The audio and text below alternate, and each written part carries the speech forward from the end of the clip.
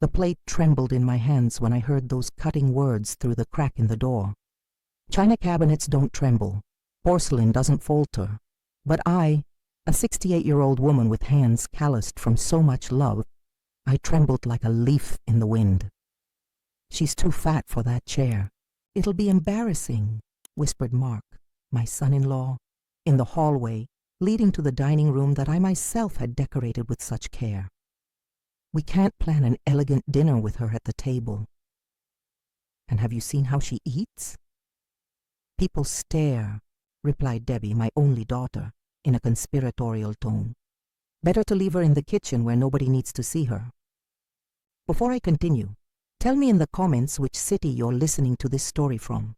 And if you also love your family despite everything, subscribe to the channel so you don't miss stories like this. I took a step back, then another, as if each word was a physical push against my chest. 12 years of widowhood dedicated to this family.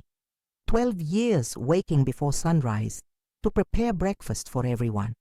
12 years organizing monthly dinners where I remained behind the scenes, invisible while they celebrated with their elegant friends. Today would be different. Today I had finally decided to join them at the table, wearing the turquoise dress I bought especially for the occasion, with a pearl brooch that Anthony, my late husband, gave me on our last anniversary. The plate of canapés that I had spent the entire afternoon preparing now weighed a ton.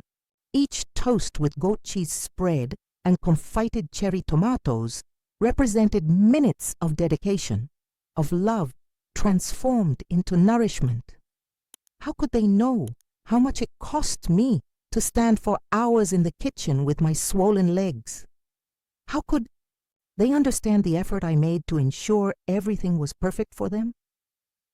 Instead of confronting them, I silently left the plate on the kitchen's marble countertop and returned to my small office at the back of the house. I closed the door, carefully, without making noise. I didn't want them to know I had overheard them. My breathing was accelerated, my heart hammering against my ribs as if it wanted to escape from there as much as I did. With trembling hands, I opened my computer. The screen's light illuminated my tear-stained face. Tears I hadn't even realized were falling. My fingers typed almost of their own volition while memories flooded my mind. I remembered when Anthony was still alive, how he looked at me with admiration while I prepared our dinners. "Helen," he would say, "your hands transform simple ingredients into poetry." He never cared when I gained weight after menopause. "More of you to love," he would joke, kissing my forehead. 3 hours later, a ticket to Italy was booked, departing in 2 days. A culinary tour I had always dreamed of taking, but had postponed so many times because Debbie always needed me for something. Watching the grandchildren, organizing parties, preparing dinners to impress Mark's work colleagues. Ons. The next screen, I typed a notice in capital letters.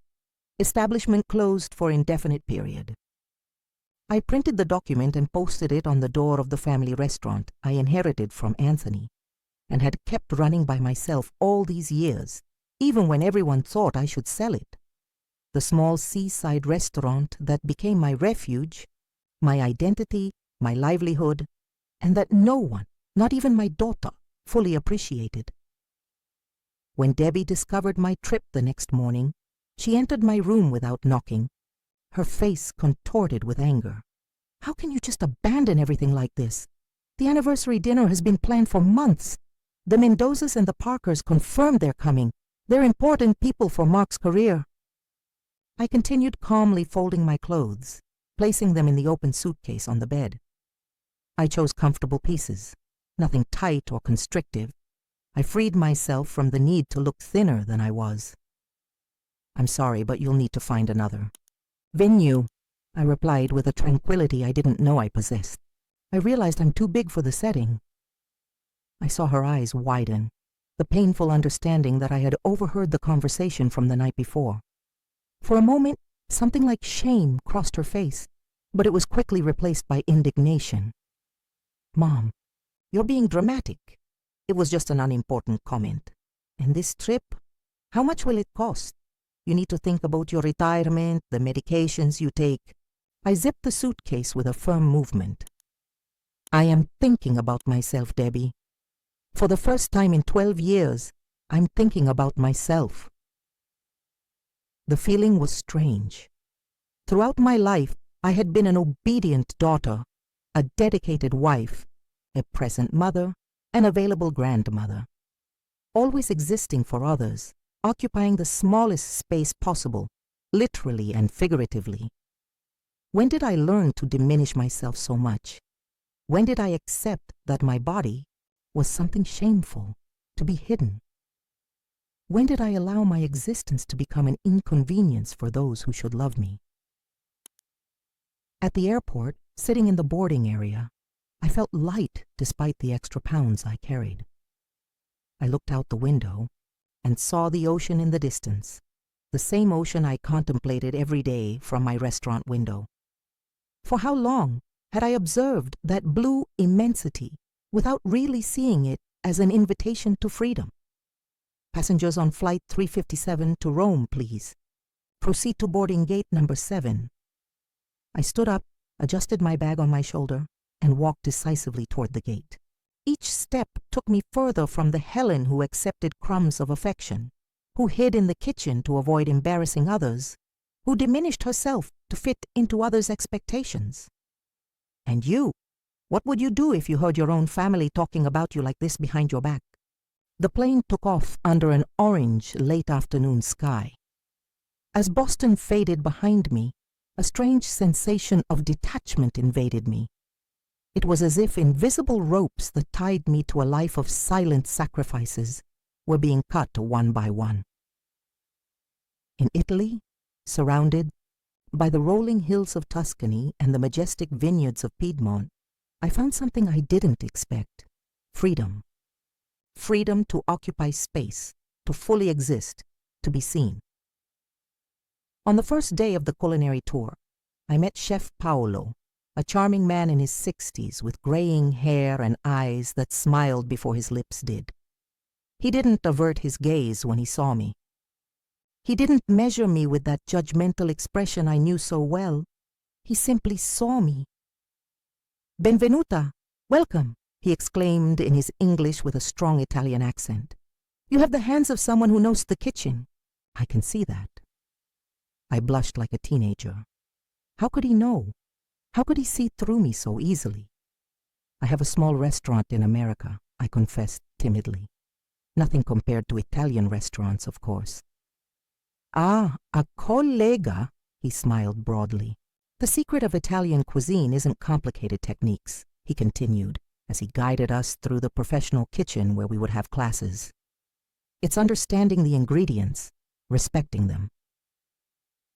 Along with the other travelers, Diane, a retired teacher from Vermont, Thomas and Carl, a couple of architects from Seattle, the Sanders sisters in their 70s from Atlanta, and Jack, a charming widower from Portland, I rediscovered parts of myself long forgotten. During a free afternoon in Florence, I accidentally entered a small art gallery. The white walls highlighted vibrant paintings that seemed to capture pure emotions in their brush strokes. "Do you paint?" asked the owner, an elegant lady with a necklace of colorful beads. "I used to, in college," I replied hesitantly, surprised by the question. "And you never returned to it?" She tilted her head, examining my face with genuine curiosity. "The artist inside you has been waiting all this time." Her words hit me like lightning. How did she know? How could so many strangers see what my own family couldn't see? At that night, while preparing risotto in a class with Chef Paolo, I had an epiphany. The rice slowly absorbed the broth, transforming itself, expanding, gaining flavor and complexity with each minute, just as I could do with my own life. I realized I had dedicated so much time caring for others that I had neglected to nurture my own passions. I was like that empty pot, waiting to be filled with something meaningful, something that was mine. I returned to the hotel and on impulse sent an email to the real estate agent in my city. I asked for an empty commercial space next to my restaurant to be reserved for me. I didn't know exactly what I would do with it, but I felt I needed more space, literally and metaphorically. The next morning, I woke up with a lightness I hadn't felt in years. I dressed without worrying if the clothes disguised my curves. I went down for breakfast at the hotel and sat at the communal table without shrinking, without apologizing for existing. Jack, the widower from Portland, smiled when he saw me and pulled out the chair next to him. "I saved a place for you," he said. "We were talking about comfort food. What's yours?" "Rice pudding with cinnamon," I answered without hesitation. "My grandmother made it on cold days. It's like a warm hug." "I've never tried it," he confessed, "but I'd love to taste it someday." Our gazes met for a moment too long to be casual. I felt warmth rising up my neck, coloring my cheeks. At 68, I was blushing because of a look. Who would have thought? The days in Italy passed like pages of a book I didn't want to put down. Each class with Chef Paolo, each stroll through the narrow stone alleys, each glass of wine under the starry Tuscan sky reconnected me with a Helen who had been silenced years ago. "You have a natural touch for pasta," Paolo complimented, observing how I stretched the tagliatelle dough with delicacy. "Your hands have memory." I smiled, remembering Anthony and his way of valuing my cooking. Had my husband somehow prepared me for this moment, for this rediscovery? The pain of missing him mixed with gratitude. My husband used to say something similar.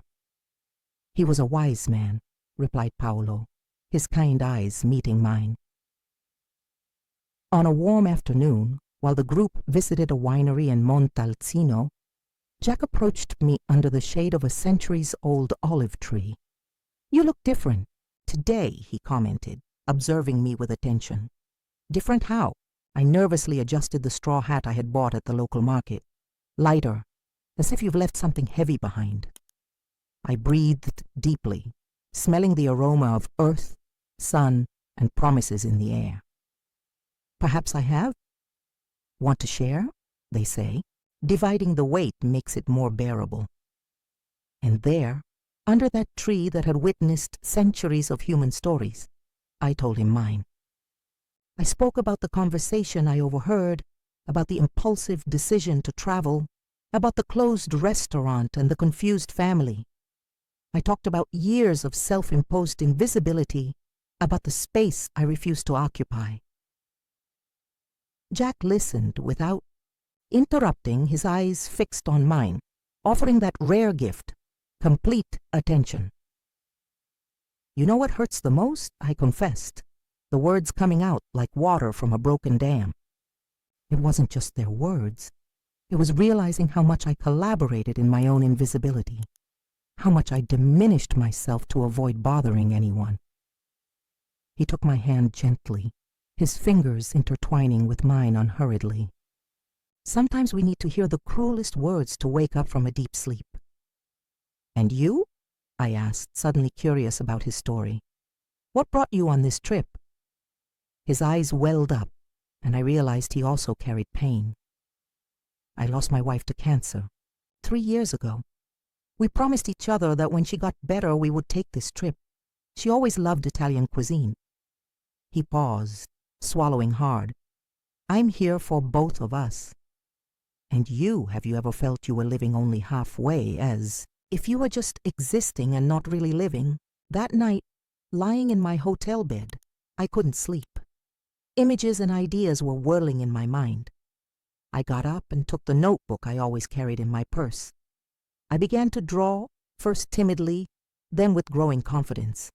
A reimagined space. My restaurant, but different. More spacious, more welcoming, with comfortable tables for bodies of all sizes. a place where no one would need to feel too big, inadequate, or invisible. I added a gallery on the second floor, with light walls to highlight colorful works. My works, the paintings I hadn't created yet, but could already visualize: the sea of my hometown, the hills of Tuscany, faces of people who taught me to see myself again. The next morning after breakfast, I sought out Paolo. "I need a suggestion," I said, showing him my drawings. "I want to transform my restaurant when I return.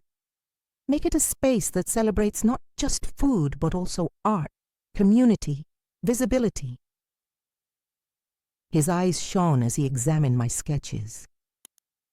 "Helen, this is wonderful. A fusion of gastronomy and art, perfectly Italian." He paused, thoughtful. "But I'll suggest something.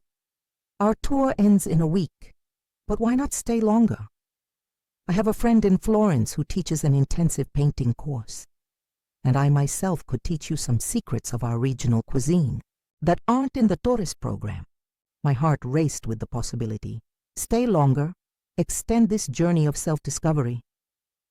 "But my return ticket—" "Tickets can be changed," interrupted Jack, who had approached without me noticing.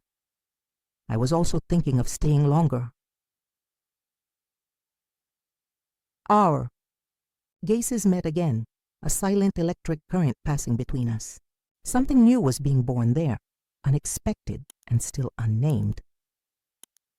That afternoon, in a small art supply store in Siena, I bought canvases, brushes, and paints. The seller, an elderly man with white hair and thick-framed glasses, smiled as he watched me examine each item with reverent care. "For someone who is starting again," he said, handing me a special brush, "this is perfect. Firm enough to give security, flexible enough to allow expression." How did he know I was starting over? Was there something about me that screamed rebirth for everyone to see? During the extra weeks in Italy, I divided my time between private, cooking classes with Paolo, the painting course in Florence, and long walks with Jack through the medieval towns of the region. My days were filled with colors, flavors, and deep conversations. My nights with vivid dreams of a future that was beginning to take shape. On one of those nights, sitting in a small family restaurant in Lucca, Jack held my hand across the table. "I feel like I've known you for years," he confessed, as if our souls had already met before. I smiled, feeling the warmth of his skin against mine. Perhaps we met too late. "Or exactly at the right moment," he replied, his eyes reflecting the soft candlelight, "when we were ready to really see each other. We allowed our aging bodies to come together with the urgency of youth and the wisdom of years.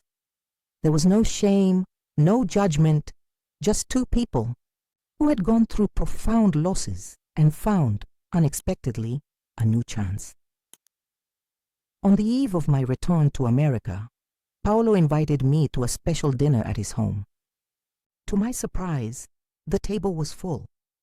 All the participants from the original tour had stayed in touch and were invited. "A toast to Helen," proposed Paolo, raising his glass, "who came to learn about Italian cuisine and ended up teaching us about courage." The glasses clinked, smiles shone, and I felt warm tears streaming down my face. In just a few weeks, these people had become a family to me, a family that saw me, that valued me exactly as I was. "You gave me back something I didn't even know I had lost," I confessed, my voice breaking. My own voice. The next morning, I boarded the return flight, carrying with me not just memories and recipes, but also a new purpose. Jack would stay 2 more weeks to resolve some personal matters, but we promised to meet again soon. "I'll visit you as soon as possible," he said at the airport, holding my face between his hands. "I want to see that transformed restaurant, I want to see your paintings on the walls. I want to see you shining in your own space. Back in the small coastal town of Ocean View, Massachusetts, I implemented surprising transformations in my establishment. I hired a renovation team and in 2 intense months completely renewed the restaurant. The menu was reimagined with Italian inspirations while maintaining the essence of the local cuisine that had always been our differentiator. I transformed the second floor into a gallery where I displayed my own paintings, seascapes in vibrant tones that captured the freedom and rebirth I experienced. The tables were replaced with wider, more comfortable models, with armless chairs that accommodated bodies of all sizes. The walls, previously beige, gained colors reminiscent of the Tuscan sunset. On reopening day, the line went around the corner. News of the transformation had spread quickly in the small town, fueled by curiosity and articles in the local newspaper. Jack arrived the day before, bringing a special gift, a hand-carved wooden sign with the words, "All are welcome at this table." We hung it at the entrance, like a silent manifesto of the spirit of the place. My example began to inspire other women in the community. Patricia, the silver-haired librarian, organized discussions on reclaiming visibility after 60 in the Aggie community space next to the library. Gloria, who had frequented my restaurant since Anthony's days, created a travel club for restless souls over 50.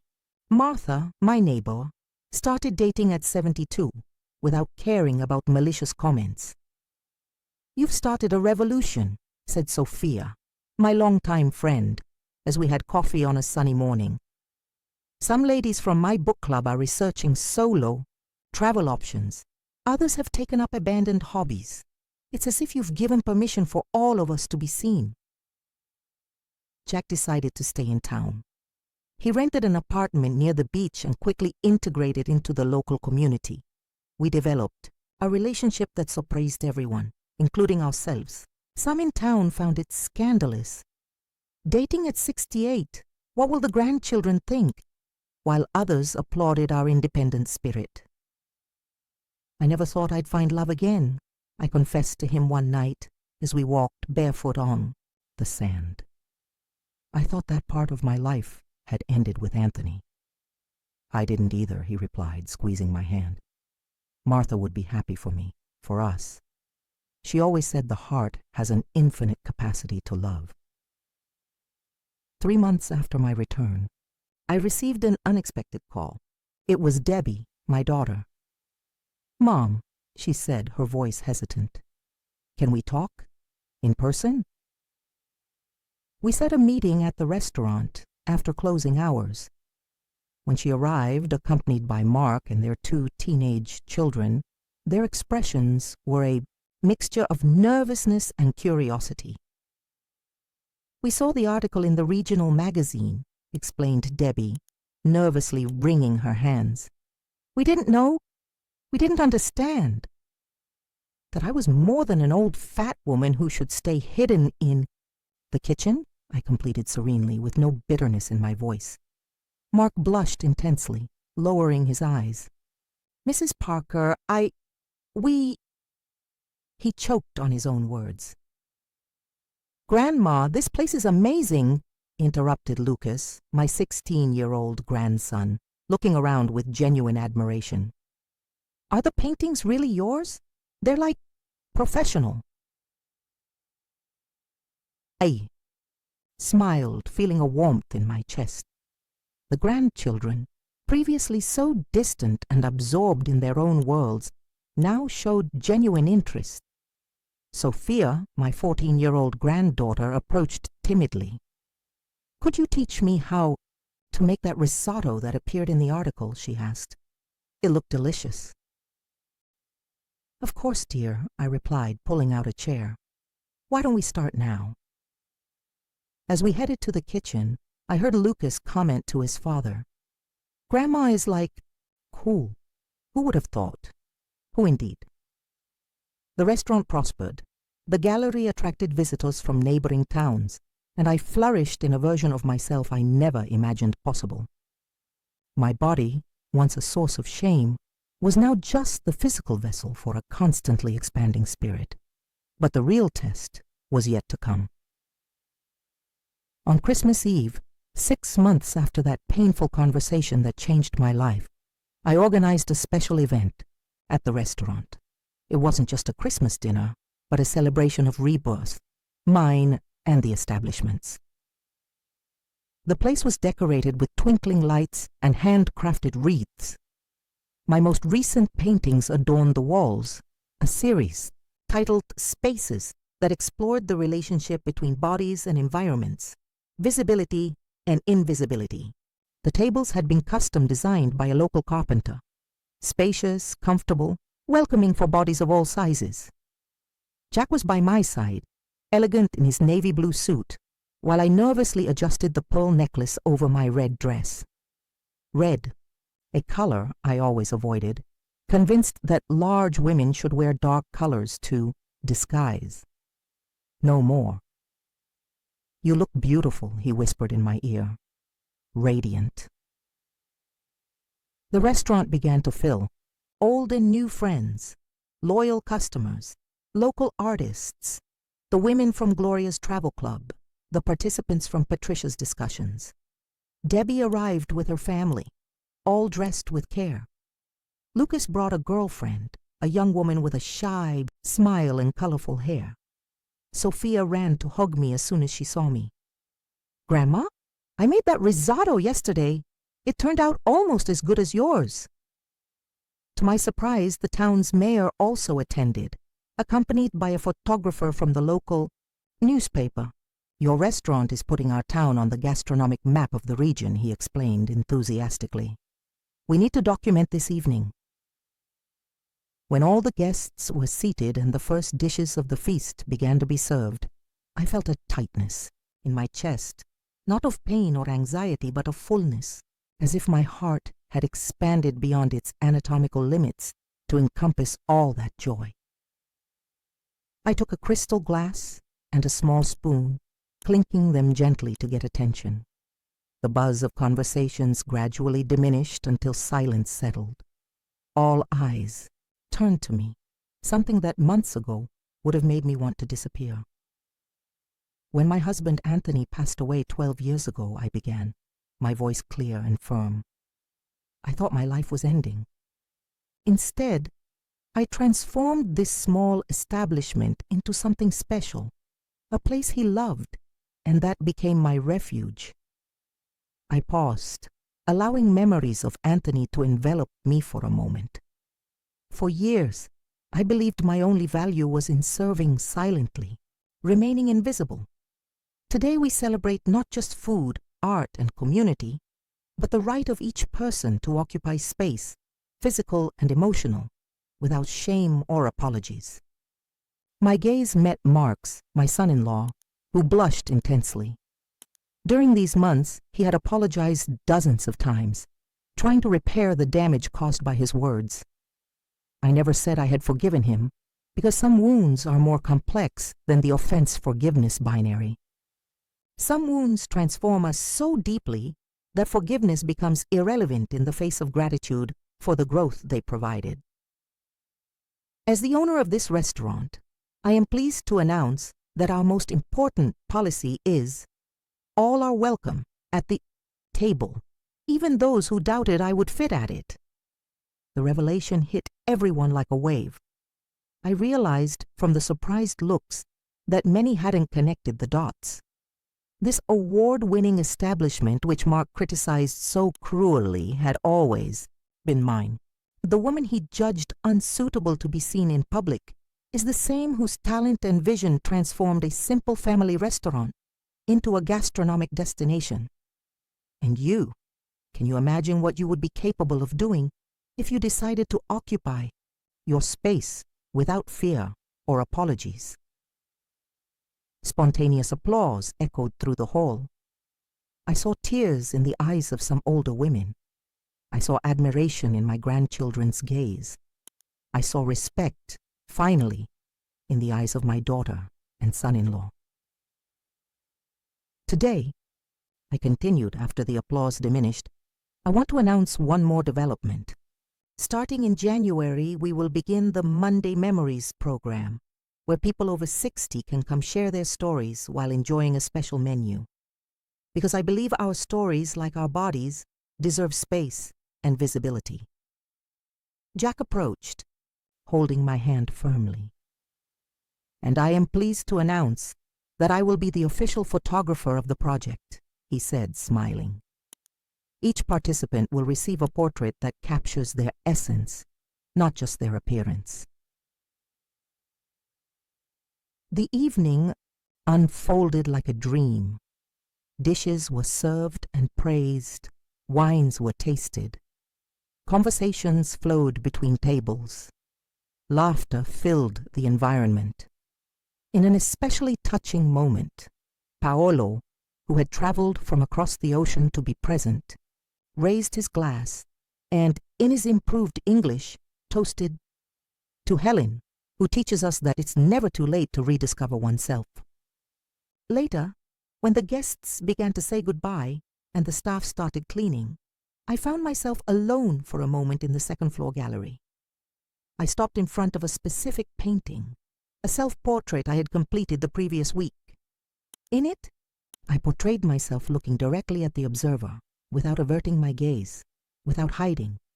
The features were realistic. There was no attempt to disguise wrinkles or soften volumes. It was me, whole and visible. "It's my favorite," said Debbie, who had silently come up and was now beside me.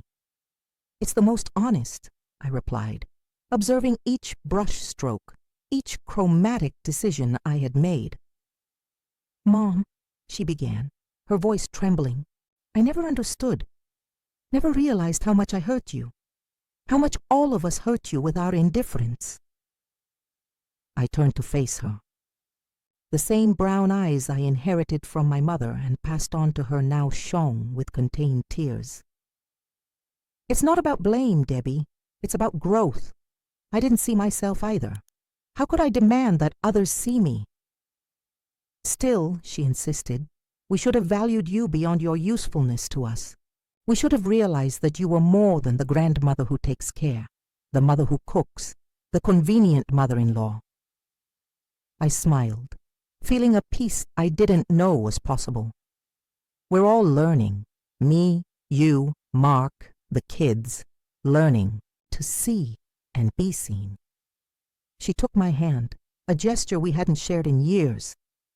"I'm proud of you, Mom, not just for what you've built here, but for what you've taught us in recent months."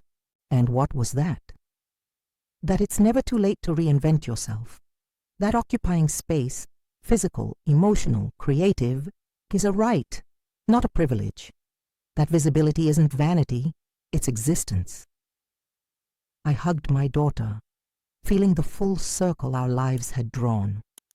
I, who carried her in my womb, was now in a way reborn through her, through the recognition that finally shone in her eyes. When everyone left, and only Jack remained, we sat together on the restaurant's veranda, contemplating the sea under the moonlight. The night breeze carried the smell of salt and possibilities. "What are you thinking about?" he asked, caressing my gray hair. "About how unpredictable life is," I replied, leaning back against his chest. At 68, I discovered that my life wasn't ending but evolving in directions that I had the wisdom, courage, and finally, freedom to choose. Wisdom, courage, and freedom, he repeated thoughtfully. A powerful trio. "And you," I turned to face him, came to enrich this journey in ways I could never have imagined.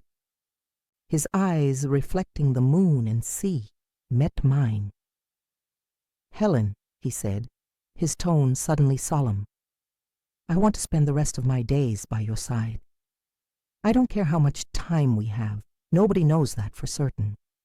But I want each day to count, each moment to be fully lived visibly." My heart accelerated like a young woman receiving her first declaration of love.